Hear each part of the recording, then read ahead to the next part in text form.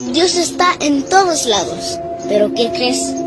Dios no se manifiesta en todos lados, porque Dios solo se manifiesta donde se le habla, donde se le llama, donde se le clama, donde se le da oportunidad. Jeremías 33:3 dice: clama a mí y yo te responderé y te mostraré cosas ocultas que nunca habías aprendido. Dios es un caballero. Dios te va a dejar vivir como tú quieras, pero luego no le echen la culpa a Dios por